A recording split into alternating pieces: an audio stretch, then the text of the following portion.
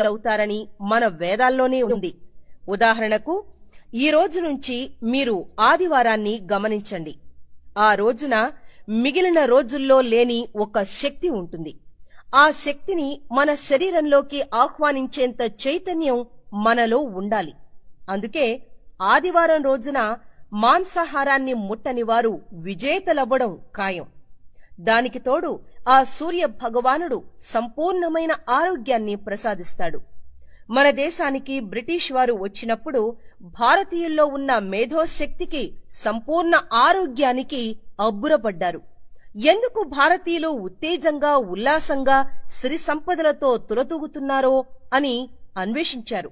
చివరకు ఆదివారం నాడు మన పూర్వీకులు అవలంబిస్తున్న నియమాలే అందుకు కారణమని తెలుసుకున్నారు. భారతీయుల్ని ఇలాగే వదిలేస్తే ప్రపంచాన్ని జయించగలరు అన్న భయం ఇంగ్లీషు వారిలో మొదలైంది. ఎలాగైనా సరే భారతీయుల్ని శక్తిహీనుల్ని చెయ్యాలని భావించారు. దీంతో ఆదివారం రోజును సెలవు దినంగా ప్రకటించడంతో పాటు ఆ రోజున మద్యం, మాంసం తీసుకునేలా ప్రోత్సహించారు. ఏ విధమైన నియమాలు పాటించకుండా చేశారు. ప్రపంచంలోని చాలా భాగాన్ని ఇంగ్లీషు వారే పాలించడంతో ఆనాటి నుంచి ఆదివారం సెలవు దినంగా వారు ప్రకటించేశారు. కాని తాము మాత్రం ఆదివారం నాడు ఖచ్చితంగా చర్చికి వెళ్లి భగవంతుణ్ణి ఆరాధించేలా ఏర్పాట్లు చేసుకున్నారు. ఆ రోజున ఖచ్చితంగా తమ ప్రార్థనా స్థలాలకే హాజరవ్వాలని నియమాన్ని కూడా పెట్టుకున్నారు. ఆ విధంగా వారు రవి అస్తమించని బ్రిటిష్ సామ్రాజ్యాన్ని నిర్మించుకోగలిగారు. ఇలా ఆచారానికి మత రంగు అద్దుకుని ఆదివారం నాటి శక్తిని వారు పొందుతున్నారు.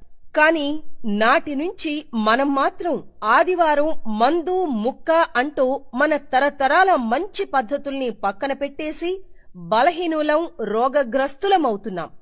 కాబట్టి ఎప్పటికన్నా ఆదివారం నాటి శక్తిని మనం గుర్తించాలి.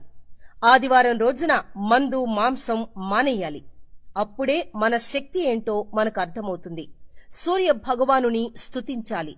సండే అంటే సన్ డే, సూర్యునికి సంబంధించిన రోజు అని ఇప్పటికైనా గ్రహించండి. మన పిల్లలు కూడా పాటించేలా చూడండి. అప్పుడే మనం, మన దేశం శక్తివంతంగా